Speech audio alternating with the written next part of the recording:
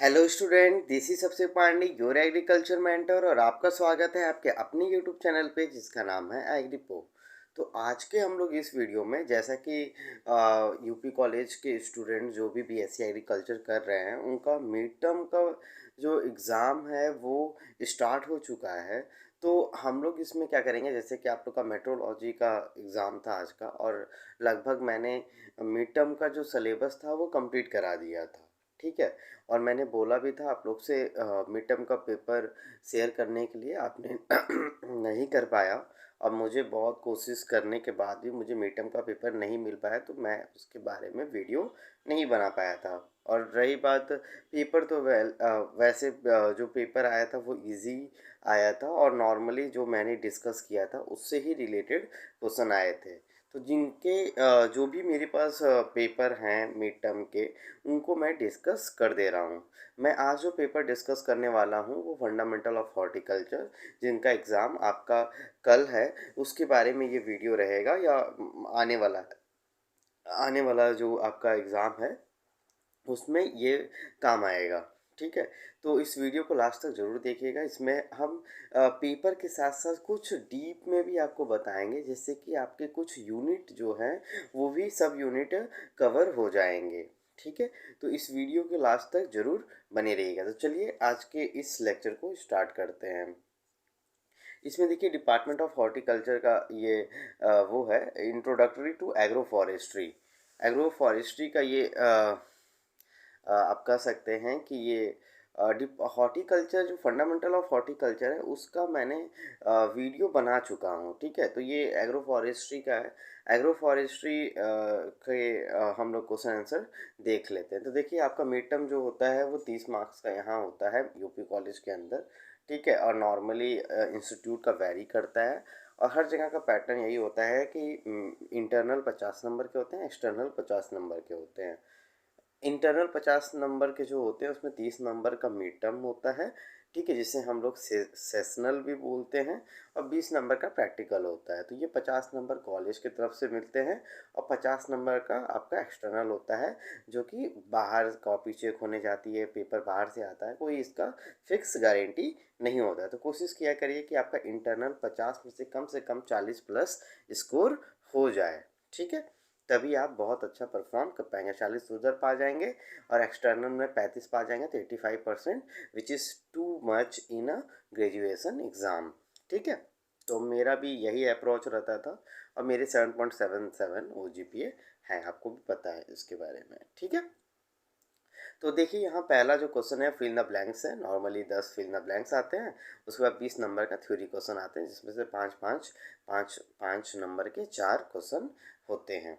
तो देखिए पहला क्वेश्चन क्या लिखा है, forest research institute is located at. तो FRI जिसे हम बोलते हैं, फॉरेस्ट रिसर्च इंस्टीट्यूट, वो कहाँ है? देहरादून में है। कहाँ है? देहरादून। ठीक है। उत्तराखंड, देहरादून। ठीक है।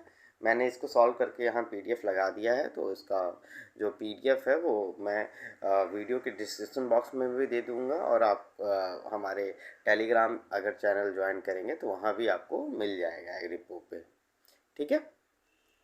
Countries first forest policy was enacted in the year of. तो पहला जानते ही आप, पहला फॉरेस्ट पॉलिसी मैंने एक इसका वीडियो बनाया था फॉरेस्ट पॉलिसी के ऊपर। आप जाके उसको देख सकते हैं, उसका भी वीडियो मैं डिस्क्रिप्शन बॉक्स में दे दूंगा, आप चेकआउट ज़रूर करिएगा। ठीक है। तो इसमें क्या है, कंट्रीज फर्स्ट फॉरेस्ट पॉलिसी जब आई थी 1952 में आई थी। 1900 जब देश आज़ाद हुआ था उसके तुरंत आप कह सकते हैं 7 साल बाद 1952 में आपके फर्स्ट फॉरेस्ट पॉलिसी आई थी। सैगवान teak belong to the family of, सैगवान जिसे हम बोलते हैं सगवान, ठीक है, वो टीक जिसे इंग्लिश में बोलते हैं, ये किस फैमिली से बिलोंग करता है? तो ये जो फैमिली से बिलोंग करता है, इस फैमिली का नाम है लेमिएसी फैमिली ना, लेमिएसी फैमिली, लेमिएसी फैमिली। ठीक है। Next, taungya system was first attempted in which country. तो टैमना जो ये सिस्टम है वो बर्मा से लिया गया है, म्यांमार, बर्मा। नीम बोटानिकल नोन एज, तो नीम जो है बोटानिकल जो है एजार्डिका इंडिका बोलते हैं इसको, एजार्ट्रिका इंडिका, ठीक है, एजार्ट्रिका इंडिका इसको बोलते हैं नीम को। महागोनी फैमिली का है, मिलिएसी फैमिली है। कौन सी फैमिली है? मिलिएसी। मैं इसमें गलती से फैमिली लिख दिया हूँ, इसको एजार्टिका इंडिका बोलते हैं। इसकी फैमिली जो है बोटानिकल जो इसकी नेम है वो क्या है? एजार्ट्रिका इंडिका, ठीक है। अगला है mahua belong to the family of, महुआ किस फैमिली से बिलोंग करता है? तो महुआ जो फैमिली है उसे हम सपोटेसी फैमिली कहते हैं, सपोटेसी फैमिली कहते हैं, ठीक है। अगला जो वर्ड है, the word Silvi culture is derived from, तो सिल्वी कल्चर जो वर्ड है वो लैटिन वर्ड सिल्वी से आया है, जिसका मतलब होता है फॉरेस्ट, एंड कल्चर वर्ड होता है ग्रोइंग। तो फॉरेस्ट का ही ग्रोइंग करना, फॉरेस्ट को ही उगाना, उसी को हम सिल्वी कल्चर कहते हैं। नेक्स्ट इन द ब्लैंक्स जो क्वेश्चन है, प्रूनिंग किसे कहते हैं? तो ट्रेनिंग एंड प्रूनिंग पे भी मैंने वीडियो बना दिया है, उसको भी आप क्या कर सकते हैं? चेक इन कर सकते हैं। उसका भी उस वीडियो का भी मतलब उस वीडियो का जो लिंक है मैं वीडियो के डिस्क्रिप्शन बॉक्स में दे दूँगा, ठीक है। प्रूनिंग क्या होता है? प्रूनिंग के बारे में हम लोग थोड़ा सा यहाँ हल्का सा लिखना है, ज़्यादा नहीं लिखना है, ठीक है, 1 लाइन लिखना है। तो pruning is the process when individual branches are cut selectively. अब जो भी ब्रांचेस हैं, अगर वो वेस्ट ब्रांचेस है, उस पर फ्लावरिंग नहीं हुई है, उस पर फ्रूटिंग नहीं होती है, तो उसको क्या कर देना? कट करके अलग कर देना। यही जो प्रोसेस है इसी को हम लोग क्या बोलते हैं? प्रूनिंग कहते हैं। प्रूनिंग करने का यही उद्देश्य होता है कि हम ज़्यादा से ज़्यादा जो एनर्जी वेस्ट हो रही थी, फोटोसिंथेसिस मटेरियल जो वेस्ट हो रहा था अलग अलग झूठ में ब्रांचेस के ग्रोथ में, उसके लिए हम क्या करते हैं? प्रूनिंग जब कर देते हैं तो वो फ्रूटिंग की तरफ क्या होता है, या जहाँ फ्रूट की रिक्वायरमेंट है वहाँ वो जो फूड है मटेरियल है वो ट्रांसलोकेट हो जाता है। अगला जो यहाँ एक क्वेश्चन है 1.9, उसको हम लोग पढ़ लेते हैं। सिल्वी कल्चर का मीन्स क्या होता है? सिल्वी कल्चर अभी वर्ड कहाँ से आया? अब सिल्वी कल्चर की मीनिंग क्या होती है, ये सब हम पूरा डिटेल में आप लोग को स्टार्टिंग में ही पढ़ाए थे जब लेक्चर 1-2 ले रहे थे इंट्रोडक्टरी एग्रो फॉरेस्ट्री का। तो अगर अभी तक आपने नहीं देखा है तो पेपर सॉल्व करने से पहले प्लीज़ अपने कॉन्सेप्ट क्लियर कर लीजिए वीडियो देख के। अगर कोई भी डाउट रह जाता है तो आप मुझसे कमेंट सेक्शन में पूछ सकते हैं। एग्रीपो के डिस्कशन बॉक्स में भी एग्रीपो के डिस्कशन चैनल जो है उसमें भी आप पूछ सकते हैं, ठीक है। आपको ज़रूर उसका आंसर बताया जाएगा। तो देखिए जो मीनिंग है सिल्वी कल्चर का, is a branch of forestry dealing with the development care of forest. तो सिल्वी कल्चर जानते ही हैं, सिल्वी मतलब फॉरेस्ट को ग्रो करना, उसको डेवलप करना, वेल डेवलप करना, ठीक है, उसी को हम क्या करते हैं? सिल्वी कल्चर कहते हैं, ठीक है। और एक लास्ट क्वेश्चन है, आप कह सकते हैं लास्ट क्वेश्चन, इसको देख लीजिए लास्ट क्वेश्चन को। फिर द ब्लैंक्स का लास्ट क्वेश्चन है, how much percent area of country land should be covered by forest. तो किसी भी कंट्री का कितना जो एरिया है वो फॉरेस्ट से कवर होना चाहिए? तो 1/3 जो होता है, लगभग 1/3, 1/3 हिस्सा आपको फॉरेस्ट रखना ही रखना है अपने कंट्री में, ठीक है, जिससे कि बायोडाइवर्सिटी जो है वो मेंटेन रह सके। या तो आप डाइवर्सिटी जो है, बायोडाइवर्सिटी जो है वो डिसबैलेंस हो जाएगी, और डिसबैलेंस हो जाएगी तो उसका इफ़ेक्ट आज के डेट में हम लोग क्लाइमेट चेंज के तौर पे देख रहे हैं। तो ये सारी चीज़ें बहुत ज़रूरी है कि आप किसी भी कंट्री में हैं, आप उसमें सुनिश्चित करें कि आपकी जो पूरे कंट्री की जो एरिया है, क्या उसका 1/3 फॉरेस्ट है कि नहीं, नहीं है तो आप फॉरेस्ट में उसको कन्वर्ट करिए। Define Silvi culture, what is objective, इसका भी वीडियो मैंने ऑलरेडी पढ़ा चुके हैं, उसको डिटेल में पढ़ाया है, तो आप उसका वीडियो देख लीजिएगा, ठीक है। Describe in detail national forest policy 1952, national forest policy का भी मैंने लेक्चर वाइज बताया है, एक एक फॉरेस्ट पॉलिसी का बहुत ब्रीफ करके समझाया, तो वो भी आप देख सकते हैं, ठीक है, क्योंकि ये बहुत लंबा हो जाएगा अगर हम उसको दोबारा समझाएंगे तो, ठीक है। Define nursery, describe different types of nursery bed. तो देखिए पहले नर्सरी को हम लोग डिफाइन कर लेते हैं, नर्सरी है क्या। यहाँ देखिए डेफिनेशन लिखा है, सिंपल सा लिखा है, नर्सरी क्या है? It is an area in which new saplings are raised nourish until they are ready for sale. और transplanting at a permanent place in a field. Nursery एक प्रकार का वह क्षेत्रफल है जहां हम न्यू सैम्पलिंग, जो भी हमारे नए पौधे होते हैं, उनको हम उगाते हैं और उनको बड़ा करते हैं। तब तक बड़ा करते हैं जब तक कि वो बेचने लायक ना हो जाए, या तब तक कि वो ट्रांसप्लांट करने लायक नहीं हो जाए मेन फील्ड में। तो हम नर्सरी क्या होता है, मेन फील्ड का वो छोटा सा हिस्सा होता है, या कहीं भी कर लेते हैं, जिसके कारण वो पौधा जो होता है छोटे छोटे साइज का हो जाए, मतलब वो डायरेक्ट रोपाई लायक हो जाए, कि उसको रोपाई करके फिर वो जल्दी से ग्रोथ कर सके। क्योंकि कुछ पौधे में होता है क्या है कि वो सीड से जर्मिनेशन नहीं होता, उनको पहले नर्सरी लगानी पड़ती है। जब नर्सरी बड़ा हो जाता है तो एक ही जगह पे 2 या 3 लगा के हम क्या करते हैं, उनकी कल्टीवेशन करते हैं। ठीक है। Raising of seedling in a nursery is important for various reason. तो आप जो भी नर्सरी में आप सीडलिंग लगा रहे हैं, एक इम्पॉर्टेंट है in a nursery, is important for various reason से इम्पॉर्टेंट होता है। साथ में यहाँ कुछ और हम समझ लेते हैं। ठीक है, टाइप्स ऑफ नर्सरी के बारे में यहाँ अभी हम लोग बात नहीं करेंगे, क्योंकि इसको हम बाद में कभी एक्सप्लेन कर देंगे। ठीक है, वीडियो लेंदी हो जाएगा अगर हम इसको एक्सप्लेन करने जाएं तो। अगला क्वेश्चन क्या है, शिफ्टिंग कल्टीवेशन और झूम कल्टीवेशन क्या है। तो इसको हम पहले समझा देते हैं, उसके बाद बुकिश लैंग्वेज समझ लेंगे। शिफ्टिंग कल्टीवेशन क्या है, शिफ्टिंग कल्टीवेशन को हम झूम कल्टीवेशन भी कहते हैं। जो हमारे इंडिया में नदर्न ईस्ट वाला जो रीजन है, ईस्ट और नॉर्थ वाला, जिसमें मेघालय, मिजोरम, त्रिपुरा, ठीक है, और 7 सिस्टर जो भी आते हैं, ठीक है, मेघालय, मिजोरम, त्रिपुरा, ठीक है, और आपके ये जो है म्यांमार, ये सारे जो इलाके हैं, ठीक है, ये क्या हैं, 7 सिस्टर वाले इलाके। वहाँ ये सबसे पहले स्टार्ट हुआ था। उसमें क्या होता है कि लार्ज अमाउंट में हम बड़े स्केल पे क्या होता है, पेड़ को क्या कर देते, कट कर देते। कट करने के बाद क्या करते हैं, वहाँ हम क्या करते हैं, उसके रेसिड्यूअल को उस फील्ड में मिला देते हैं, इनकॉर्पोरेट कर देते हैं, फिर हॉलोइंग करके फिर हम वहाँ खेती करते हैं। इस प्रकार के हम खेती को स्लैश एंड बर्न कल्टीवेशन भी कहते हैं। मतलब पहले आप काटो, फिर जला दो, फिर खेती करो, फिर आगे बढ़ो। इस तरह वो काट काट के क्या करते थे, खेती करते थे। इसमें होता क्या था कि एक प्रकार का ये अच्छा है, क्योंकि जो भी ऑर्गेनिक मैटर है वो सॉइल में जाके मिल जाएगा, और सॉइल में ऑर्गेनिक मैटर बढ़ जाएंगे। लेकिन इसका ड्रॉबैक ये हुआ कि बायोडाइवर्सिटी डिसबैलेंस होने लगी, और कुछ मात्रा में जो भी हमारे पेड़ पौधे और कुछ जानवर जो थे, उन पे उसका गहरा प्रभाव पड़ने लगा, जिसके कारण वो क्या होने लगे, माइग्रेट होने लगे, एक जगह से दूसरी जगह जाना स्टार्ट कर दिए। तो ये सारी चीज़ें होती है शिफ्टिंग कल्टीवेशन में, जिसको झूम कल्टीवेशन भी कहते हैं। इसका आंसर आप चाहें तो देख सकते हैं, मैं रखा हूँ, लगा देता हूँ आपके लिए।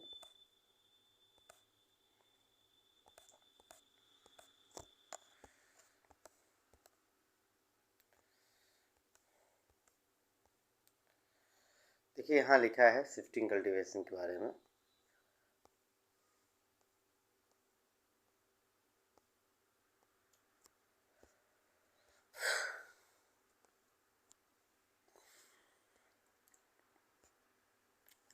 Shifting cultivation nature and method.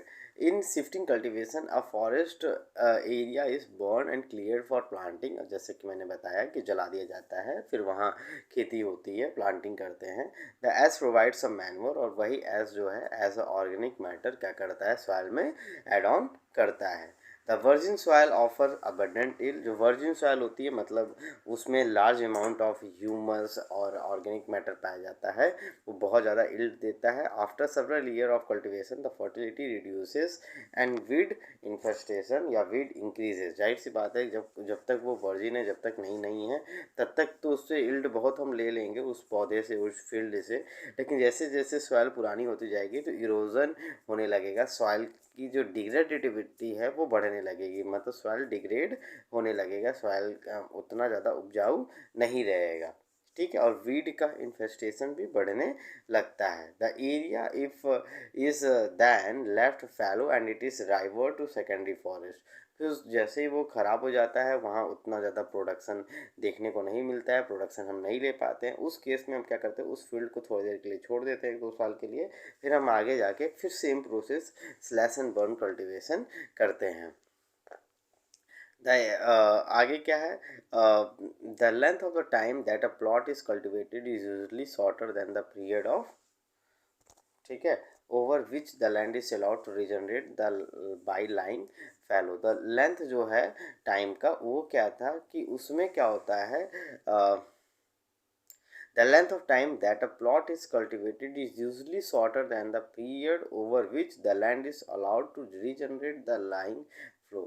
तो जो भी हम टाइम होता है कल्टीवेशन करने का, उसमें हम ये डिपेंड करते हैं कि मेरा हार्वेस्टिंग की टाइम क्या है, उसके आधार पे हम लेंथ डिसाइड करते हैं कि इतने दिन ये फसल हम रखेंगे।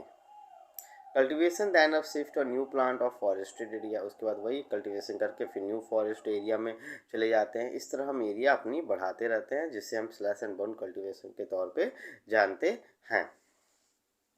ठीक है, यहाँ लिखा है after a decade the old site में be reuse for cultivation, this method of cultivation is known as slash and burn cultivation. तो वही चीज़ है, फिर जब वो ठीक हो जाता है एरिया, फिर से उपजाऊ हो जाता है, तो फिर से वहाँ खेती करते हैं, फिर जलाते हैं, फिर आगे बढ़ते हैं, फिर इस तरह वो क्या होता है, एक समय के बाद वो जो होता है मतलब आप कह सकते हैं कि ईल्ड आपको मिलना स्टार्ट हो जाती है। Cultivation of soil after clearing is usually accompanied by a hoe और डिगिंग से। कल्टीवेशन, अब कैसे सॉइल की खेती करोगे, सॉइल को कैसे पलटोगे, प्लाइंग कैसे करोगे, तो आपके पास जाहिर सी बात है हो होना चाहिए, डिगिंग स्टिक होनी चाहिए, स्पेड होना चाहिए, जिसके कारण कि आप वो जो सॉइल है, सॉइल के ऊपर कल्टीवेट कर पाओ। Much manual labor is used in land clearance and the resultant produce suffices of few people. It is a form of substance farming, ये भी एक सब्सटेंस फार्मिंग का प्रकार है, जिसमें हम बिना प्रकृति को नुकसान पहुंचाए हम ज़्यादा से ज़्यादा गेन ले पाते हैं।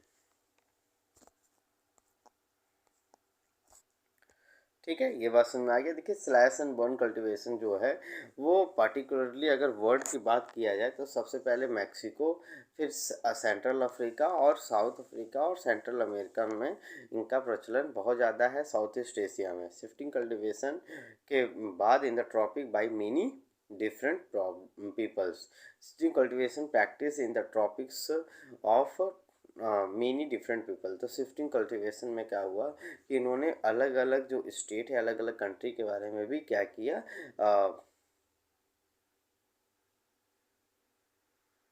अलग अलग जो कंट्री हैं और अलग अलग जो हैं उनके बारे में भी, उनके भी प्रोसीजर को उन्होंने फॉलो किया और प्रैक्टिस किया। They are also different by different method, तो डिफरेंट डिफरेंट प्रोसेस के थ्रू उन्होंने किया था। तो ये था शिफ्टिंग कल्टीवेशन के बारे में। किसके बारे में था? Shifting cultivation. अगला देखिए क्या क्वेश्चन पूछा गया है। Agri forestry system. तो एग्री फॉरेस्ट्री सिस्टम क्या है? Agri forestry system is agriculture forestry system, मतलब एक तरफ आप खेती करते हो, साथ में ही आप दूसरे फील्ड पे या उसी के फील्ड पे क्या करते हो, एक में खेती करते हो और साथ में दूसरे या तीसरे दूसरी तरफ आप फॉरेस्ट्री करते हो, मतलब ज़्यादा से ज़्यादा पेड़ पौधे लगाते हो। क्या करते हो? पेड़ पौधे लगाते हो। तो उसी को हम, इस टाइप के सिस्टम को एग्री फॉरेस्ट्री सिस्टम बोलते हैं। शायद इसमें लिखा हो, क्योंकि मैं तो लिख तो रहा था, देखते हैं।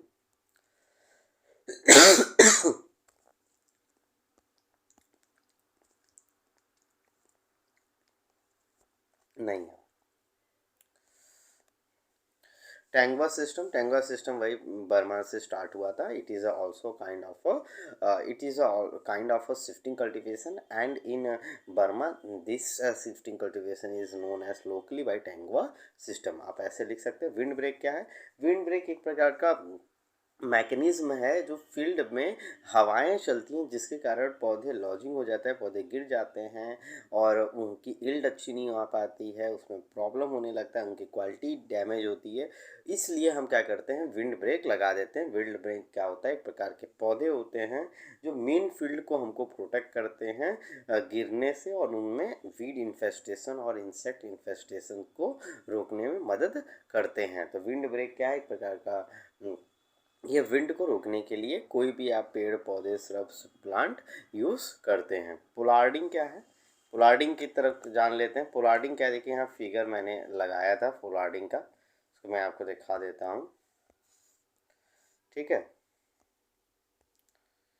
तो पोलार्डिंग के बारे में यहाँ देखिए बहुत अच्छा लिखा है। ये फिगर है पोलार्डिंग का। इसमें क्या होता है, एक निश्चित हाइट के बाद पौधे को ग्रोथ करने के लिए नहीं दिया जाता है। Pollarding is a method of pruning that keeps trees and shrubs smaller and they would naturally grow.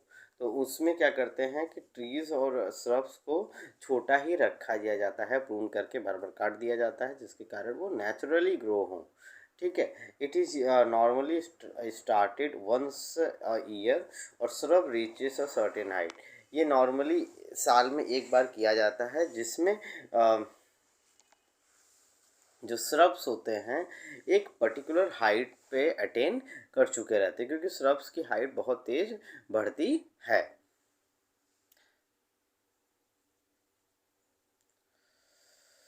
And pollarding are elderberry to keep it small and produce good labour foliage. तो ये उसको छोटा रखने से, जिससे कि उसका जो कैनोपी एरिया है वो बहुत ज़्यादा बढ़ जाए, इस वजह से भी हम ये प्रोसेस करते हैं। ठीक है, पोलार्डिंग हो गया। पोलार्डिंग के बाद हम लोग अगला जो क्वेश्चन था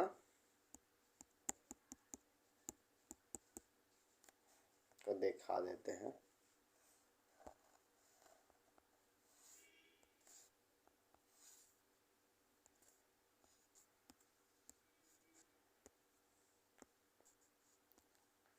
लूपिंग, लूपिंग क्या होता है? जैसे लूपिंग के बारे में देख लीजिए।